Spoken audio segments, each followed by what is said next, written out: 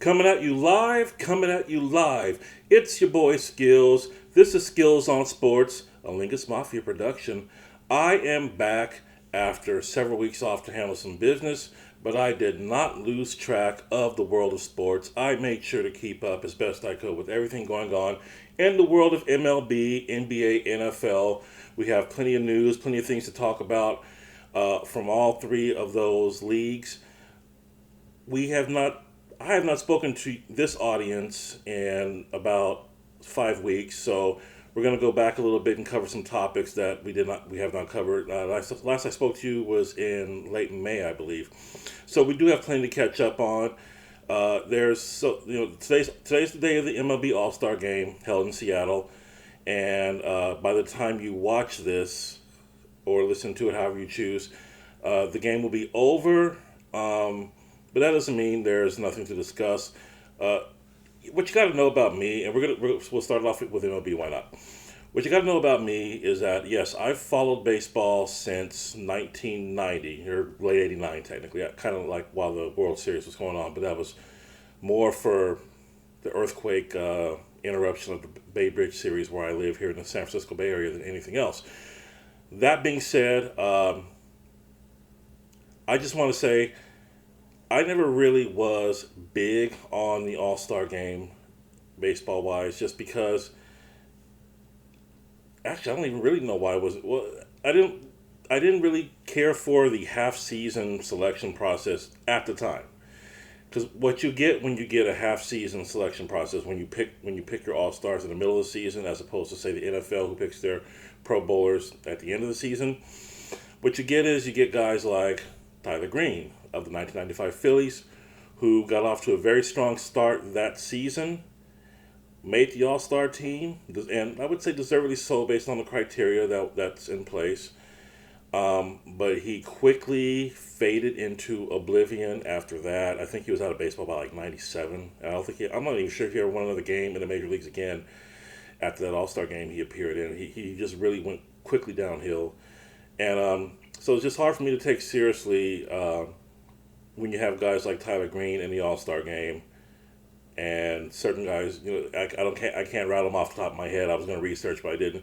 And you have guys who've had great careers who never made it to the All-Star game, and so for that reason, I was not like anti All-Star. I was just All-Star. I was indifferent to it for years. I would still watch, of course, and get into the Derby a little bit, and look at the uniforms at the ballparks, and they have special things like Ted Williams at the '99 All-Star Game in Boston.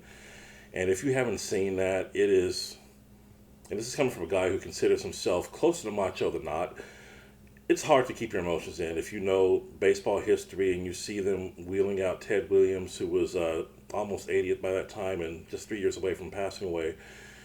And they wheel him out on the field at Boston, and all the current major leaguers of that time, like Cal Ripken and Tony Gwynn and Mark McGwire and Derek Jeter and so on and so forth, were, I won't say odd, but they really took in the experience of meeting who was at the time probably the greatest hitter alive. And Williams enjoyed their company just as much as they enjoyed his. It was a very, very special moment, and things like that. I got into stuff like that. But as far as your basic All-Star game. And I won't blame it on Bud Selig's This Time It Counts 2002 All-Star tie thing, and This Time It Counts that took place afterward, where they started picking the home team based upon home field advantage, based upon whoever won in the World Series, that is, based upon whoever won the All-Star game, just to try to make it matter a little more instead of giving it the opportunity to end another tie, which rattled a lot of cages that year, if you remember. By the way, they don't do that anymore. That ended after the 16 season, just in case you didn't know. They don't do the This Time It Counts anymore, and they haven't for a while now. What really got me back interested in the All-Star game, as it is with most things in life, or many things in life, was not having it for a year. When we didn't have the All-Star game in 2020, I missed it. I missed all the aplomb, all the festivities, all the coming up parties of all the youngsters who may not have been familiar nationally, to all the fans across the country outside of their market. And I didn't realize until it was taken away from me that year just how important it was. how much I relied on it to kind of get to know young players, up and comers who I might not have been familiar with before.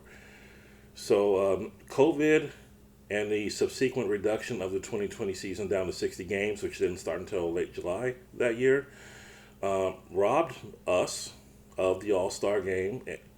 They just didn't play it that year.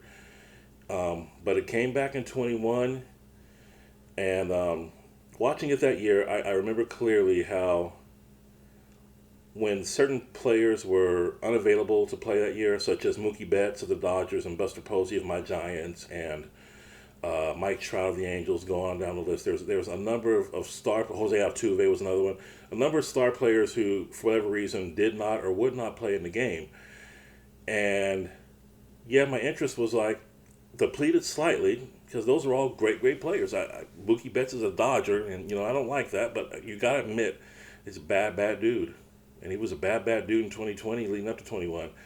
And so he would have, seeing him up there, seeing the re-energized Buster Posey back after a year off in 21 All-Star game.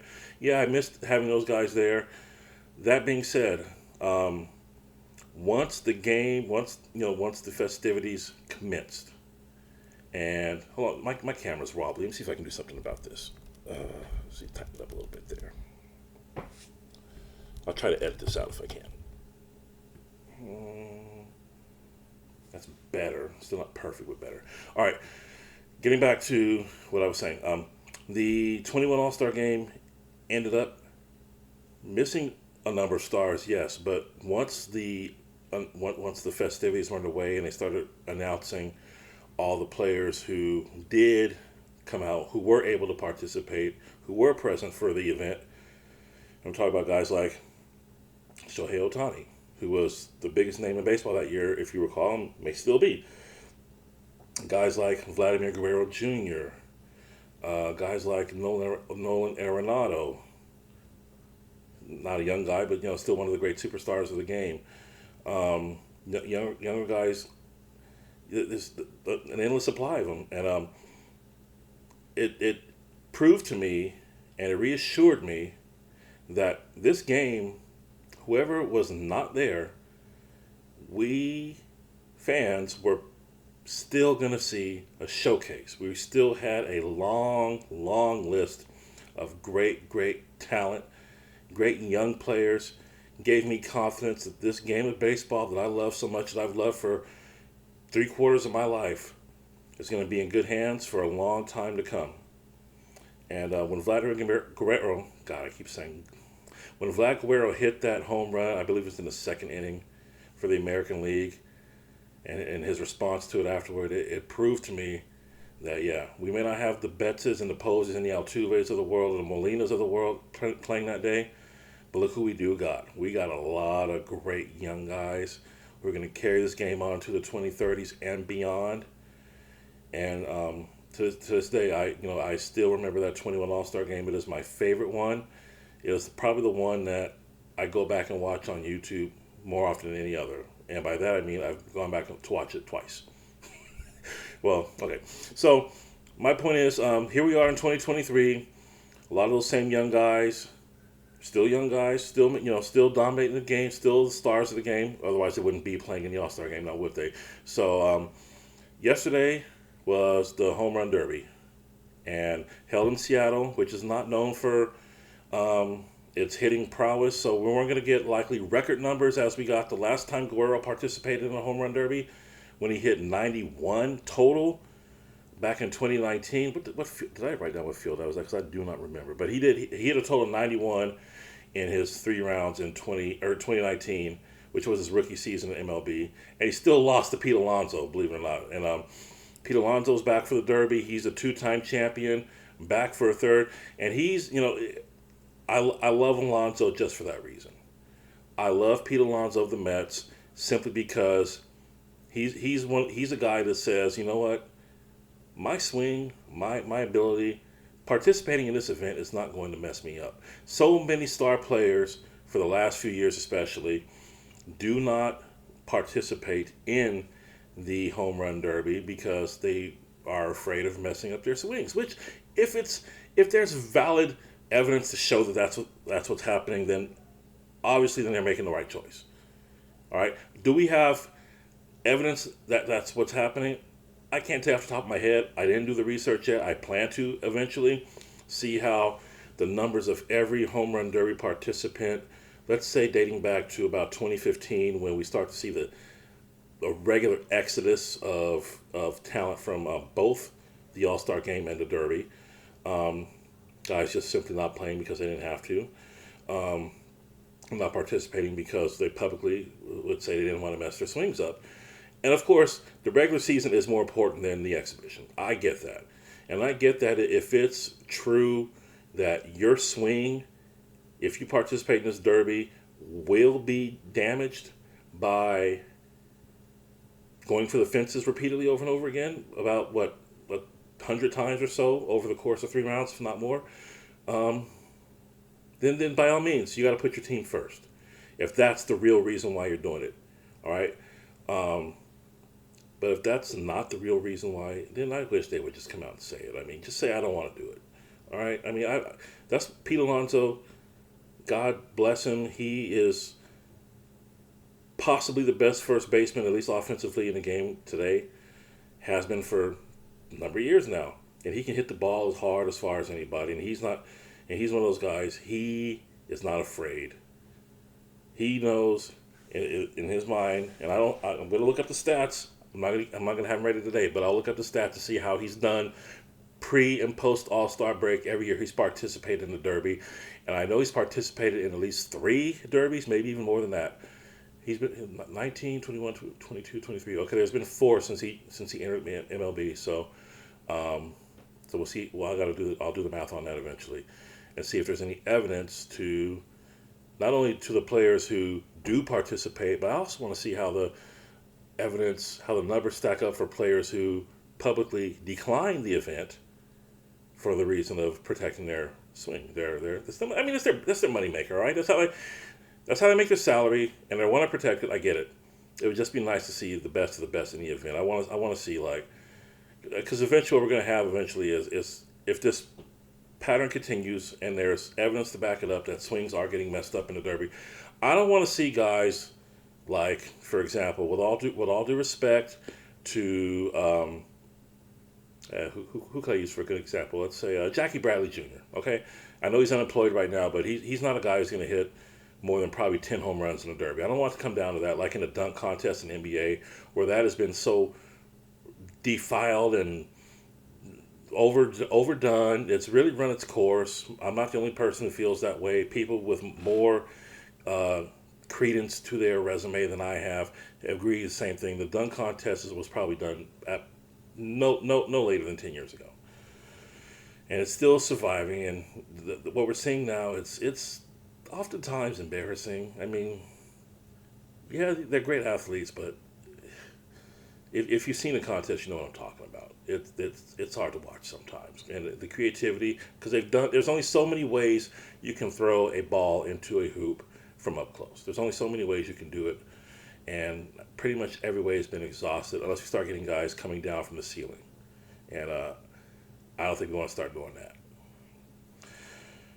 So some more All-Star news, and before we get into All-Star news, I want to just take a minute to acknowledge that today, July 11th, marks the 109th anniversary of the Major League debut of Babe Ruth, who back then was a pitcher for the Boston Red Sox, who would also get at-bats from time to time, and when he got those at-bats, he'd hit the ball very far, to the point where eventually he, as you know, stopped pitching full-time, eventually moved to the outfield and got some first base in there, and no DH back then. He would have done that probably, but there was no DH in the 1920s, and went on to hit 714 home runs, which today stands as the 3rd most in MLB history.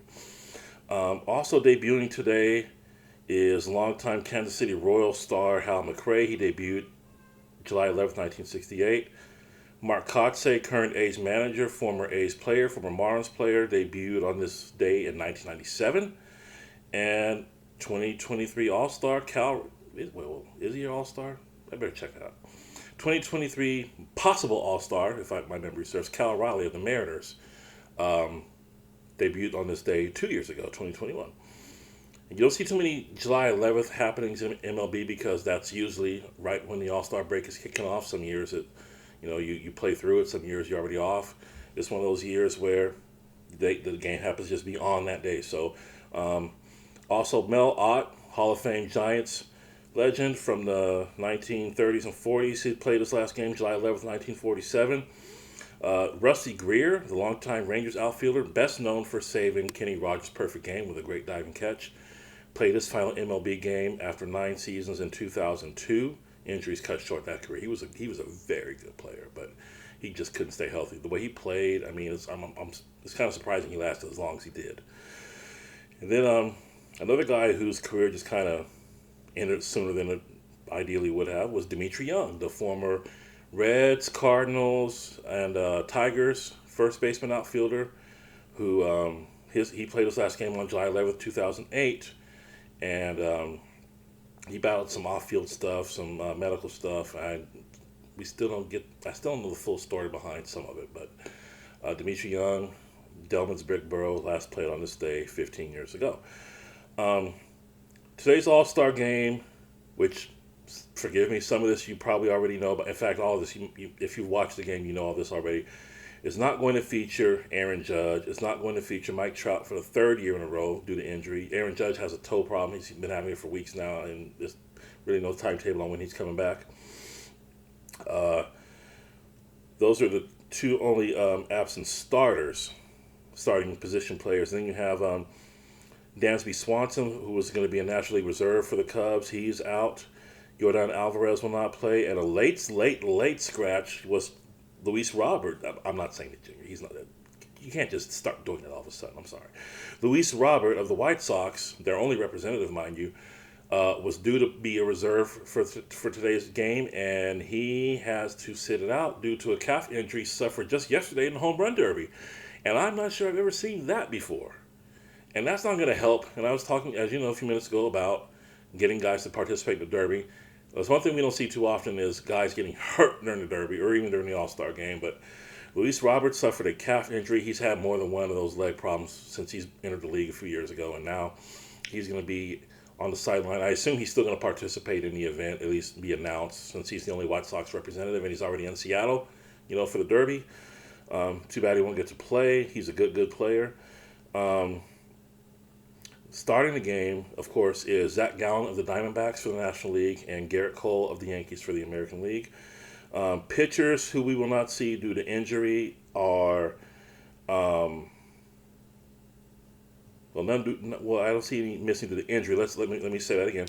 Pitchers who will not participate due to starting over the weekend, as per MLB rules: Framber Valdez of the Astros, Bryce Elder of Atlanta, Spencer Strider. Let's see, what else do we have here? Kevin Gausman of Toronto started over the weekend. He will not play this week or tonight. And then we have guys who opted out for whatever reason, like Emmanuel Clace of Cleveland, Devin Williams of Milwaukee, and Marcus Stroman of the Cubs, who just continues to win me over in a number of different ways, and I'm being 100% sarcastic about it. Marcus Stroman, just a couple weeks after calling Keith Hernandez, Mets legend Keith Hernandez, a dinosaur for daring to refuse to allow Shohei Ohtani, should he join the Mets free agency, to take his retired number 17. Stroman went on Twitter, called him a dinosaur. I doubt he would do it to his face, because Stroman is about the size of one of Keith Hernandez's shins. So even as he approaches 70, I don't think Stroman will win that fight. But whatever. That when you're that irrelevant, then I don't like to give voices to guys who just mouth off because they can and usually don't back it up. There's a lot more people know who Keith Hernandez is than Marcus Stroman, and we'll just leave it at that. Shane McClanahan of Tampa Bay also will not play.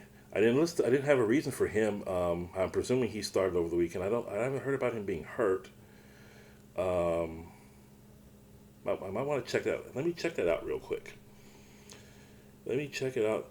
The beautiful thing about doing a show from a webcam is that I have access to my internet, and I can still talk to you and look you right in the eye while I'm investigating things like Shane McClanahan's status. And according to my notes here that I did not write down for whatever reason, uh, McClanahan is not injured.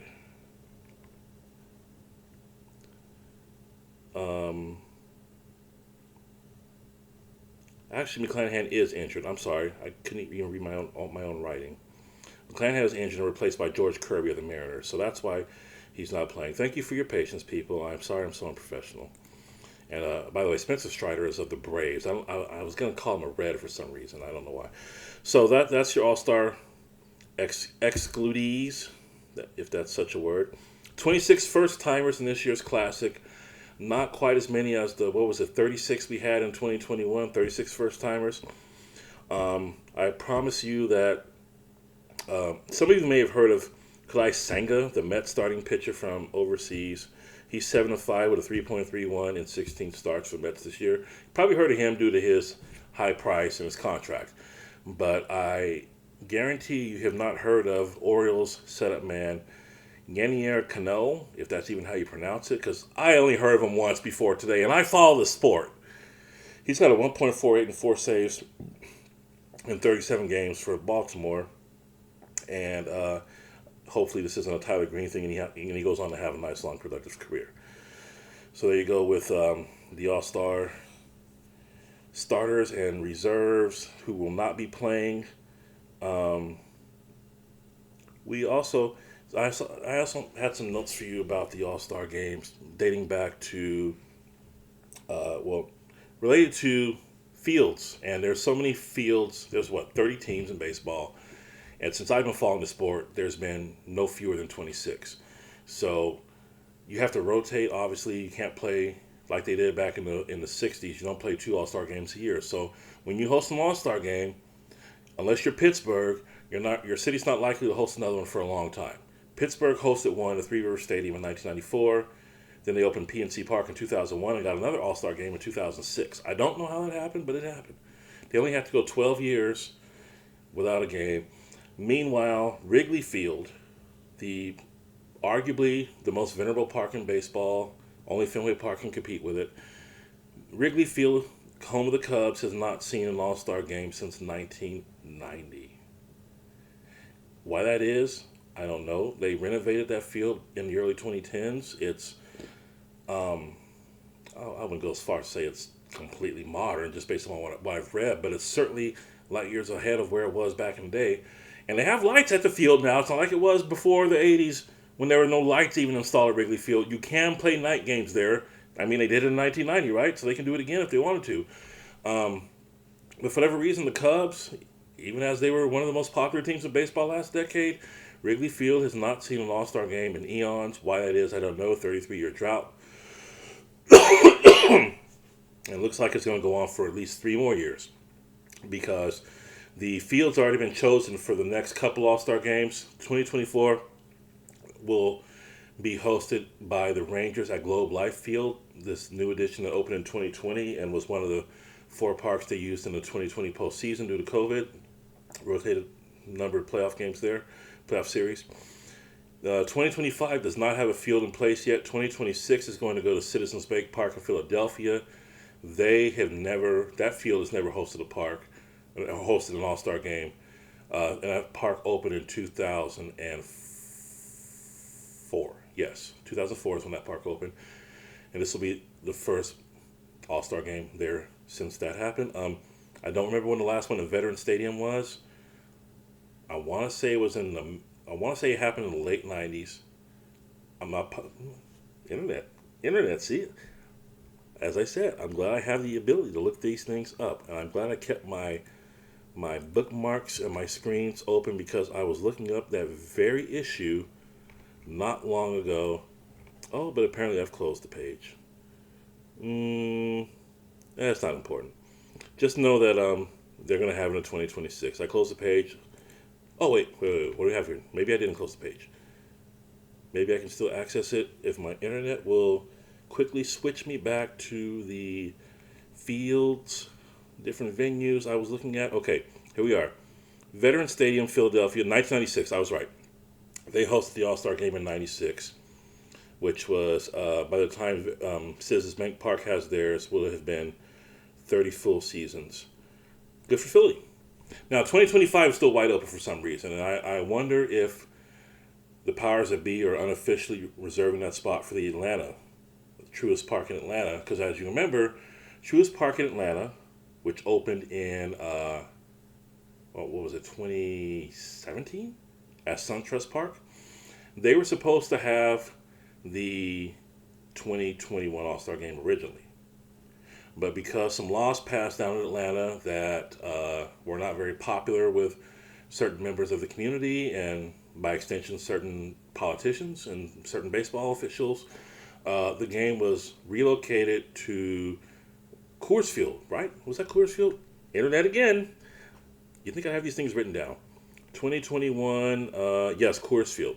And Atlanta protested the move, obviously. They really wanted to host that event, but it didn't happen. So they're going to have to wait until Rob Manfred and people in charge decide that they're worthy, or till the blowback, the pushback from the law that passed, or either the law is overturned or, voided or whatever. And then maybe they'll have a classic. We'll see. 2025, as of right now, is wide open. The only active park, that has never hosted an All-Star game, besides that one, is Tampa Bay. And the Devil Rays / Rays started play in 1998. They've been playing in the Tropicana Field ever since. They have not once had an All-Star game there. And it's not hard to see why if you know what Tropicana Field looks like. And that's why it's, efforts have been in place for years now to try to replace it. And there's still nothing official in place. So there's a good chance that the lifespan of Tropicana Field could come and go without ever hosting an All-Star game, since it's actively being looked to be replaced by pretty much everyone who's ever been there and connected to that team. So don't hold your breath for any all-star home run derbies to carry them off the catwalks or the O-rings hanging up above the roof of that ballpark. The uniforms, I want to talk a little bit about the uniforms. Since 2021, the All-Star Game has used, previously, before 2021, let me just give you that background. Prior to 2021, the All-Star Game, everyone, for the game itself, I'm not talking about the home run derby or any of the festivities the day before, but for the game itself, they each wore the home and road white or gray uniforms of their specific team, individual team that they came from, right? For example, Nolan Arenado of the Cardinals, if they played in a National League ballpark, he would wear his Cardinals white uniform, right? And Clayton Kershaw would wear his gray Dodgers uniform. And there was no alternates, no alternate jerseys, nothing like that. Baseball made a deal with Nike a few years ago, and since then, the teams have had, let me break it down like this. 21-22, they had uniforms that were uniform. There was no longer the individual team's jerseys being worn or pants. It was a specific uniform made for the All-Star Game, where the only difference would be the team name or city name if you were a road team name if you're a home team, written across the front in whatever font or whatever style they chose to use. And it wasn't ideal, but I could live with it. This year's event, if I understand correctly, is supposed to be even different one more time. They're going to have American League and National League uniforms, where it's going to just say American League, National League on the chests of the uniforms, with just patches of the individual teams on the right sleeves. So, for example, Adley Rutschman of the Orioles, going to be a American League ballpark at T-Mobile Park / Safeco Field if you're old school like me in Seattle. He's going to have a uniform, I believe it's still going to be white, but it's going to say American League in front of it, on the front of it, not Mariners, or it's just not Orioles, where he's from, the Baltimore Orioles, and instead there'll just be a little Orioles patch on his right sleeve. I'm not crazy about it, but I'm open-minded on this sort of thing, and I'm willing to give it a chance. I've listened to a number of radio shows, talk shows with callers and hosts who are totally against the idea. Because, I mean, you've done one thing for one way so long, why mess with it? But this isn't the worst thing in the world to do. It's better than, say, abolishing the entire National League and American League, as is rumored to be, a future development just to bring the leagues into geographical proximity. That I would be totally against. But the uniform thing, I can give it a shot at least. I'll keep an open mind about it and see how things turn out. It's not it's not as drastic a change to the fabric of the Midsummer Classic as, say, inning in a tie, or having the outcome decide the home field advantage for the World Series. So we'll let that one go for now. And a couple more takeaways from yesterday's home run derby that I want to get to before we transition on to the NFL. I'm already halfway through the show. How about that? Now, hey, I was a kid once too. I was pretty decent with the leather when I was in that preteen age. I was decent. Was I Cal Ripken? No. Was I Omar Vizquel? God, no. But I can catch a fly ball. I can catch a fly ball hit right at me. I can catch a line drive hit right at me. I can make a play. Yesterday's group of youngsters, God bless them, I know they're trying their best. At least I would like to believe that. The group of youngsters they had out in the outfield at Safeco Field yesterday for the home run derby, and I've watched a bunch of these events. This group here may be the worst at catching routine fly balls that I've ever seen. And I'm not trying to put the kids down, but I'm just saying I've seen some great outfields, youngsters in the outfield in the past, great groups of kids out there making plays. I've seen some not so great. I'm just calling it what it is. This group of kids yesterday just didn't measure up to all those groups, at least most of the groups that I've seen in the past. They really didn't measure up. There were so many drop fly balls. I think one kid even took a line drive to the face, which my head was turned. I didn't see that one, and maybe it's for the best that I didn't. They had gloves. They just could not squeeze the ball. They would catch the ball, they would drop the ball. And, they're kids, but after a while it's like, catch the ball, kid. You're old enough to catch the ball. I don't know the level of experience these kids have in baseball. I don't know if they're from Little League teams or what was in my day known as Babe Ruth League teams, or if they're even on, varsity or junior varsity, high school type teams or whatever. I don't know what their background is. I don't know if they just picked them out of a local toy store or a local park and just dragged them to the park against their will to catch these fly balls. I don't know their backgrounds. I'm just saying they weren't very good at what they were trying to do, and they may be the least good trying to do that I've ever seen. Hopefully they get better. They're kids. I'm not going to bag on them too hard. I'm just pointing that out.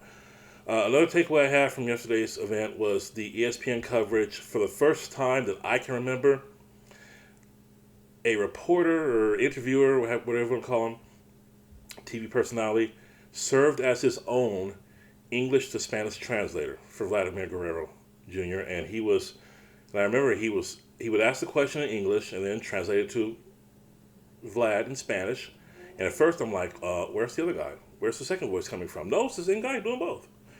I don't know if I've ever seen that before. I really don't know if I've ever, in all the years I've been following the sport, I don't know if I've ever seen one guy doing his own English to Spanish, Spanish to English translations.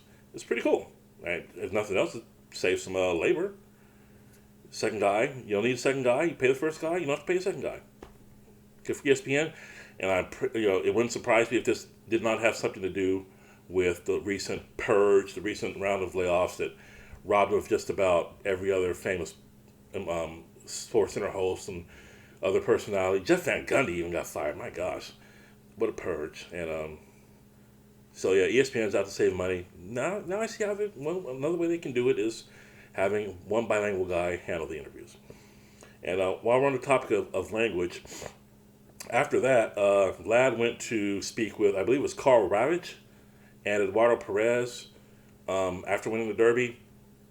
And to my surprise, I did not know this, to my pleasant surprise, Vlad spoke conversational English. I did not know that. Because every interview I've ever seen from him has been translated.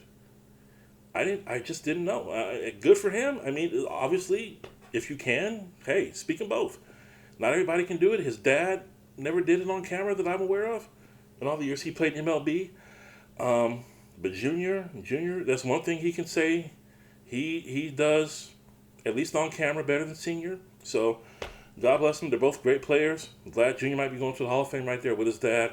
But it was cool to actually hear him speak, hear his opinion right from his heart, instead of having to go through someone else. It's pretty cool. So good for him for taking the time and working on that and getting that down where he can speak it on live television. Good for him. He, by the way, I don't know if I mentioned this. I probably should have mentioned this first. He did beat Randy Arozarena in the home run derby, 25-23 in the final round. He hit a total of 82 home runs in his 3 rounds, and he was the guy who knocked out Mookie Betts in the first round, and then he knocked out Luis Robert in the second round, and then he knocked out Randy Arozarena in round number 3. Arozarena had a chance to catch him if he could have put together, I think he was 4 home runs short of tying Vlad with the last 30-second bit. Yeah, all these different rules for the Derby. They just keep changing every year. I don't even try to keep track of the rules anymore. But basically, Rosie had 30 seconds or so to hit 4 home runs to tie, if I'm not mistaken, and he wasn't getting great pitches, and he just couldn't do it. So, Vlad Guerrero, absent from the Derby since 2019, returns this year, beats Randy Arozarena to take home the trophy in a battle of American League East sluggers. And forgive me for not actually saying that earlier, but there was a lot to talk about. And I'm just going to my notes here. Okay, so what we're going to do now, we'll transition to football. NFL starts soon. Training camps open next week between the 18th and the 25th, depending on teams and rookies and veterans. They will all be reported by July 25th. So all of them will report on various dates between July 18th and July 25th. If you want to watch the big guys run around, grunt and sweat before the season starts. And, we're going to have our first chance to see life in the NFL without Tom Brady. Our first chance to see life in the NFL without, well, at least since they debuted, life in the NFL without J.J. Watt, who also retired. We will also no longer have the likes of A.J. Green, so many others on down the list who retired this past offseason. A.J. Green, I want to give a special shout out to him because he was one of my fantasy football gods. The first couple years I played helped me win the 2017 fantasy football championship in my league. I don't have the trophy next to me, but I won. I'll show you a photo one of these days. A.J. Green was a big part of that. Todd Gurley was an even bigger part of that. I basically rode Todd Gurley all the way to the title. Todd Gurley was phenomenal in 2017. As you recall, never would have guessed he'd be out of football 3 years later, but that's the way it goes when you're an arthritic running back approaching the age of 30. I hope he's doing well, whatever he's up to now. Other guys in the uniforms, as you know, Odell Beckham is now going to be with the Ravens. Jimmy Garoppolo with the Raiders. We'll see Derek Carr with the Saints. We'll see Jalen Ramsey with the Dolphins. DJ Moore up in Chicago now. Bobby Wagner, I think, went back to the Seahawks. Derek Carr's with the Saints. Baker Mayfield's going to be throwing passes for Tampa Bay in the place of Tom Brady, who is now retired. Jordan Love's going to be starting. Now that Aaron Rodgers is in New York. That's going to be interesting. That's going to be so interesting. I can't even. And Aaron Rodgers, in New York, him and all his little quirks, or whatever you want to call them, his little games he likes to play with media and on social media and things like that, he better back it up in New York. He's not going to be. This isn't Green Bay. Green Bay, New York, it's kind of basically like a grenade and a scoop of ice cream. He's got his work cut out for him, and he better deliver if he wants to live in peace and operate and play in peace as a member of the New York Jets. That's going to be fun to watch. And with all those guys in new places, we also have the Dalvin Cook. I want to forget me, I couldn't think of his name for a minute. Dalvin Cook, the longtime Vikings running back, Pro Bowler, superstar when healthy, can do anything when he's healthy on the field with a football in his hands. He's dynamic. He's exceptional. And he's also unemployed still because Minnesota, in order to get under the salary cap or stay under the salary cap or whatever the case may be, financial reasons, they cut him in a salary. Not that they didn't want Cook the player, but hey, Cook the player was worth too much for Minnesota's books. So he's on the market still. Sports Illustrated has him tied to a number of different teams. The only one publicly listed was the Jets. But he turned down an offer from Miami. I know that. It's anybody's guess where he's going to end up now. He's supposedly waiting until the season gets closer to starting before he signs with a team. He wants to get the most money as he can, and he can do that. The more teams get closer to starting the season, maybe get a little desperate for someone of his caliber, maybe have an injury or two and need a guy to take his place. So Cook is going to be probably on the free agent list for a few more weeks to come at least. Keep an eye on that situation. And that's going to bring me to my special section, Skillz on Pills. I take 8 medications, including blood pressure medication.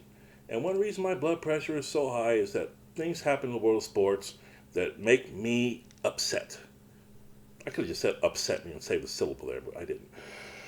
So I take my blood pressure pills, keep my blood pressure down. But it gave me an interesting segment. Couldn't think of that word either. Gave me an interesting segment to introduce on my show, Skillz on Pills. What in the world of sports has my blood pressure high this week? Something that's had my blood pressure high off and on probably since the mid-90s, and that's the NFL's salary cap. I don't understand it. Is it less complicated than NBA salary cap? Oh yes, it is definitely less complicated than that, but there's so many stipulations. I dream of a league where you don't have to sit there trying to figure out what date it's okay to release a player, what date it's okay to sign a player, if you don't want to pay so much of his salary cap to count this year, to count next year, what the dead money's worth, all this stuff that goes into the NFL salary cap. And I have tried many times to understand it. I really have. And I'm not an unintelligent guy. I know math. I know dates. I can read a calendar. There's so many factors that go into the NFL. And what's funny, the NFL supposedly has a hard salary cap, meaning under no circumstances can you go over whatever the set figure for that cap is in any given year. But that's actually not entirely true. Not every time. There's exceptions. There's things you can do to get around it. And you know, I'm not against the salary cap in general. I just wanted to. If I ran things, the salary cap would be so simple. It would be like you can pay your players. Let's say the payroll is $250 million. You can pay your players $250 million. That's it. That would be the only complication. Your yearly salary, cannot exceed a total of $250 million. I don't want these date stipulations. I don't want these trade stipulations. I don't want dead money to carry over to next year. I don't want signing bonuses factoring in anything. I don't want restructuring to be allowed to complicate things. I don't want guys like Dalvin Cook to have to be cut because he dared put the team over the salary cap, even though he's not making a ton of money. It's just not the way things should be. And even though, in a way, and I'm not just saying that because my 49ers represent, benefited from the lack of a salary cap in the 1980s. If you're around back then, you know the Niners won their 4 1980 Super Bowls by Eddie DeBartolo, the owner, basically outspending everyone else, if not just about everyone else. He just basically bought winners. And then they introduced the salary cap in the early 90s, and the Niners won 1 Super Bowl in 94-95,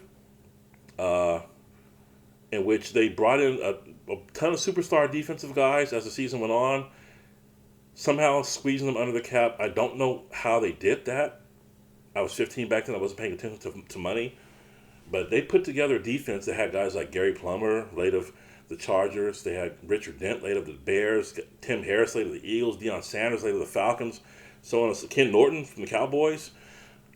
They had a superstar roster of defenders on that team and somehow squeezed them all in under that cap. Maybe the rules were different back then. I don't know. I have to go back and look. And they won another Super Bowl. And they haven't won one since because they haven't, well, that's not the only, not being able to spend, because no one can spend excessively anymore. But I don't want to credit all their Super Bowl titles just on having the most money. I would like to believe that they would have won them anyway, but we'll never know, obviously.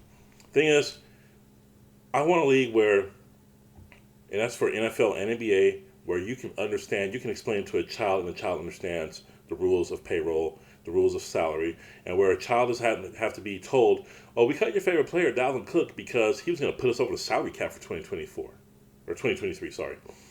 It just shouldn't go down like that. I mean, yeah, some guys are going to make money, you got to shed salary, but you don't release you just don't release them like that. You go out of trade, you do something in a normal world, but football, salary-wise, has always had things backwards.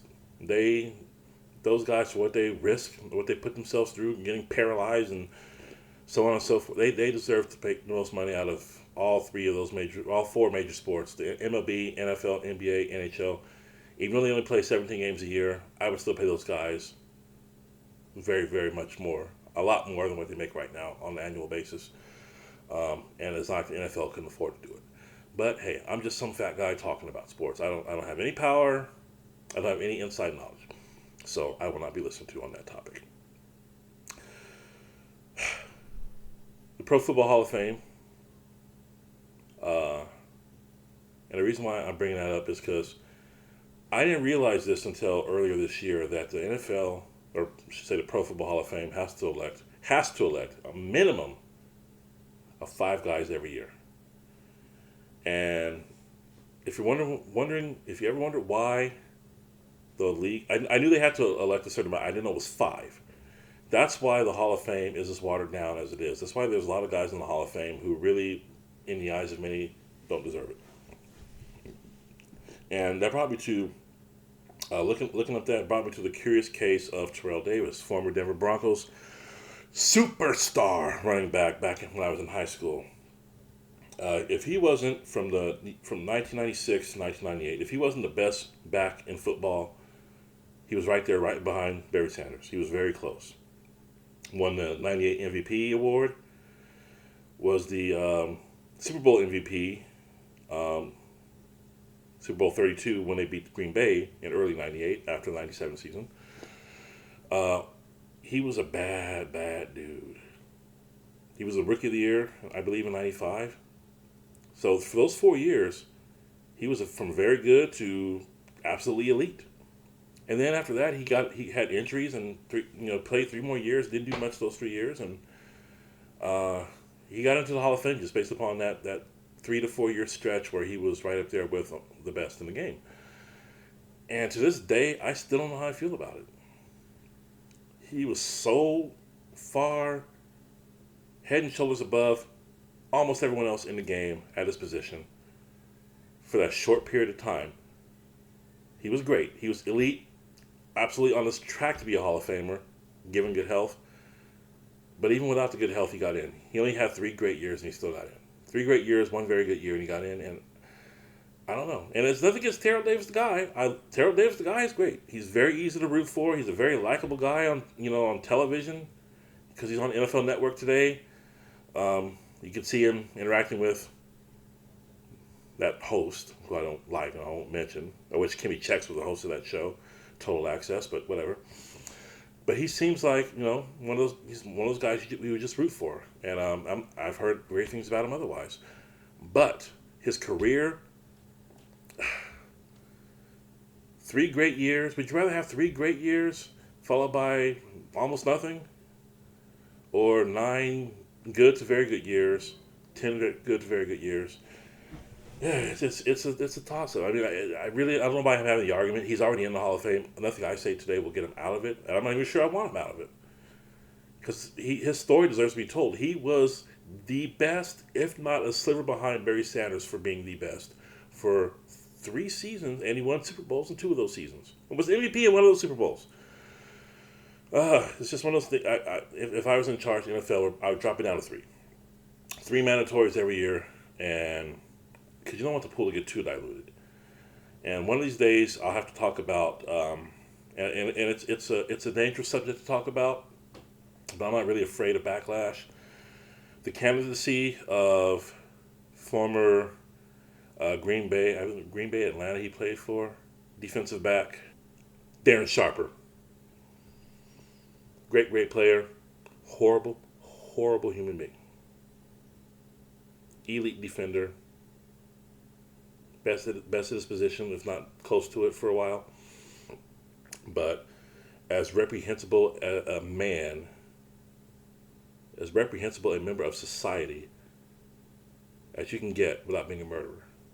And it's no doubt that the things he did, which we won't get into too deeply today, the things he did are why he's not in the Hall of Fame. And I'm still not sure how I feel about that, how you separate the person from the player. Because after all, O.J. Simpson is still in the Hall of Fame, and we know what he's done as a person.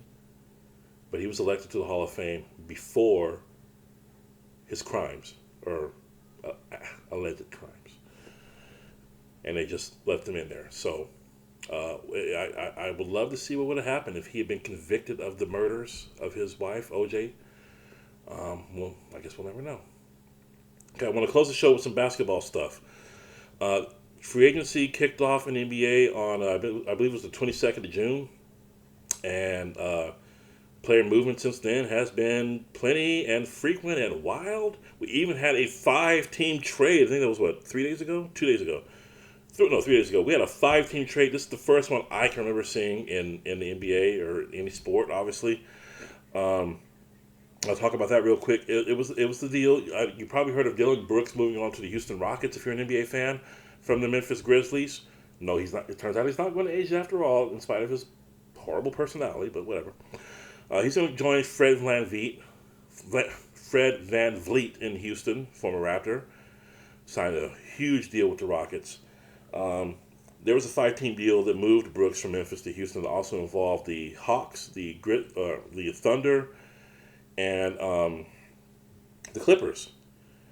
Kenyon Martin Jr. was the other name in that deal. He went from the Clippers to the Clippers from Houston. Patty Mills went from the Thunder, who had just acquired him from Brooklyn a couple days before that, to the Rockets. I don't know if they're planning to keep him, but if they're trying to win now, as they seem like they're trying to demonstrate they want to do, then you got to keep a guy like Mills around. 5-team deal went down on July 8th. And this was 2 weeks after Chris Paul went to the Wizards from the Suns in a trade that sent Bradley Beal from the Wizards to the Suns. I'm sorry, that's it. Paul went from the Suns to the Wizards. I'm sorry, and he spent a couple nights there, maybe a little bit over a week, and then my Warriors acquired him in a trade for the much maligned guard Jordan Poole. Chris Paul, Hall of Famer in waiting. He's played 1,363 games in the NBA, regular and postseason combined. He's 4th on the all-time NBA assist leaderboard. He is 3rd on the all-time NBA steals leaderboard. He is a 12-time All-Star. He was a Rookie of the Year. He's on everything in the game except win a championship, pretty much. And as I mentioned, he's played 1,363 games he's played, and exactly 0 of them have been as a bench player. He has started every single one of those nearly 1,400 games he's played. And based upon an interview, press conference, he doesn't expect that to change. He, in his mind, while me and every other schmo around did not expect the Warriors, once Draymond Green was re-signed right around that time, the Warriors are going to try out the same starting lineup next year as they have this year, with Chris Paul coming off the bench. At least that's what it looked like from the outside looking in, as long as Steph Curry is healthy. We're expecting a lineup of Curry, Thompson, Wiggins at the 3, Green at the 4, and probably Looney at the 5. Paul, last I checked, you don't have 6 starters on the court. So Paul's either going to have to come off the bench, or Steve Kerr is going to have to be like, he's known to go small, but that's very, very small. And you can't do that for a whole season. So whether Chris Paul admits it, I don't know what's going on through his head. We know he's not exactly the most gung-ho guy. He's not the most cheerful guy around. He's a guy with a lot of pride. And he's a guy who also has a lot of ego. And I guess deservedly so if you have all the accolades he has. He thinks he's coming off the bench is not a given. He's saying they haven't discussed what's going to be his role yet. He could be a starter. He could be a reserve. What we don't know, what's going to happen between now and the start of training camp, which is a couple months away from now at least. And you remember a couple years ago, Klay Thompson tore his Achilles before the start of the season. You don't know what could happen to him or to Curry or to anybody. Paul could, for all we know, end up in the starting lineup, right? But if everyone's healthy and everyone's productive and no one's, injured or suspended or otherwise unavailable to play, how do you start Paul? Going small. The Warriors managed to win a championship in 2022 going small, starting 6'9" Looney at center for that season, and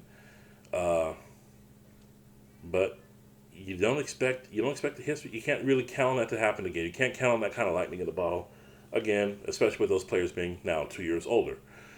We'll see how that all plays out. It's going to be fun to watch the dynamic. Paul and Curry, for all their clashes and battles on the court, appear to have a very good relationship off the court. So this is going to be, it shouldn't be a case of jealousy. Paul has to know he is not going to, as great a player as he is, he's not in Curry's class, and I'm not just as a Golden State Warrior or as an NBA legend. He's just not. That doesn't take anything away from Paul. Paul's still one of the best 10-point guards to ever play the game. Like I said, all he's missing is that ring. But he's got he's all likelihood, unless he demands a trade or something like that, he's got to realize his days as a full-time starter, as a number one option in a starting lineup. At age 38, he's at that point. And it happens to everyone. It happened to Olajuwon. It happened to Patrick Ewing. It happened to Gary Payton Sr. for a while. You get to just that age where you're going to be depth more than anything else. You're going to be energy second unit. You're not going to be the guy the franchise is built around anymore like he was just recently in Phoenix. So keep an eye on that. Also changes. I didn't even see this trade. The Nets dumped Joe Harris, I think he was injured for a good part of last season, but he's a great shooter, good solid player, good starting player. They just signed him to a big extension a couple years ago, and they shipped him out to the Detroit Pistons for a draft pick, which I've not even heard that trade, but there you go. And here's Derrick Rose is going to the Grizzlies, and I want to apologize to you guys. I'm not sure if it was this show or on my other show where I discussed that Derrick Rose was going to retire at the end of the season, of the 23 season, and I heard that from a credible source. I can't find any evidence of it now, but Derrick Rose apparently is not going to retire and never was. So maybe I was on drugs that day. Maybe I hallucinated the whole thing. But D. Rose is going to keep on. He's going to go to Memphis. He's going to apparently be someone who Ja Morant, once he's back from his, 25-game suspension, is going to kind of be a voice for that guy. That guy needs as many positive voices as he can get. Someone to help get his head on straight. Derrick Rose is one of the most respected guys in the league today. He is certainly a guy who Josh should listen to. And we'll see how that works. Bruce Brown, late of the Nuggets, champion Nugget, is going to go to already has gone to the Indiana Pacers as a free agent. Eric Gordon is now a Phoenix Sun. He took a discount to go there. Russell Westbrook took less money to re-sign with the Clippers. I want to give a shout out to my boy Bo for telling me about that. I didn't believe him. I didn't believe the money at first was so low. But yeah, Russ apparently just wants to win. He played well in LA. Why not keep it going? Kyrie re-signed, went to Dallas Mavericks. Him and Doncic will have yet another chance to miss the playoffs. Other moves, we had now that the Lopez brothers are going to be teammates. I believe this will be the first time they've been NBA teammates. They're going to be on the Bucks together next season. Robin and Brooke Lopez, as Robin signed as a free agent, joining his twin bro. Sorry. And the other move I want to tell you about, we saw Lou Williams, longtime sixth man of the year candidate, won it 3 times over the years, played for the Clippers among many other teams, retired. He didn't play last season. I didn't even notice. But, he officially retired. He's going to be going to his next phase of his life. He was a very good player for a long time in the NBA. Best of luck to Lou Williams. Although I'm still kind of upset that that's Mo Williams. I'm thinking of Mo Williams. I'm sorry. Mo Williams was the guy that threw the punch at Andrew Bogut during a brawl. My bad. I'm a Warriors fan. Marcus Smart also moved on. He went in a three-team deal with the Grizzlies, Celtics, and Wizards. Uh, he's now going to be a Memphis Grizzly. Probably get that job that vacated by Dylan Brooks. Kristaps Porzingis goes from the Wizards to the Celtics, and a bunch of draft picks moved around there too. Tyus Jones goes from Memphis to Washington, and a couple guys go, including Danilo Gallinari, goes to the Wizards as well. I don't know if he's going to stay there. We'll see. And one last thing I want to tell you about: there was a trade. I wrote it down. In that swap with the Wizards, Suns, and Pacers, the Bradley Beal, Chris Paul swap, Washington got a total of 9 either draft picks or pick swaps in that deal from the Suns and Pacers. 9 draft picks going on through the closing out the rest of the decade. That is a lot. So that's 9 youngsters they'll get to either pick, or should they, one of those teams get a higher pick than they'll swap it. They can swap it out. It's gonna, if they're not contending by the end of the decade, if they hold on to all these draft picks, they should be contending by the end of the decade if they do it smart, no pun intended. If they do it wisely, we shall see. Because Washington has managed to screw up a lot of good things in the last few years. I have nothing against them. Hopefully it works out. I just wanted to point out 9 draft picks or pick swaps in one deal. That's a lot. And with that, we're going to close this week's Skillz On Sportz. We will hopefully be back within 1 to 2 weeks. I can't promise when I'm going to be back. I'm going to definitely try to get back to you, my beloved audience, within a week or two. There's so much going on in the world of sports right now. I don't want to keep you waiting for what is my expert opinion, my hilarious jokes, and so on and so forth, because you can't live without it, right? Hey, I'm your boy Skillz. See you in a couple weeks at the latest. Take care. Good night.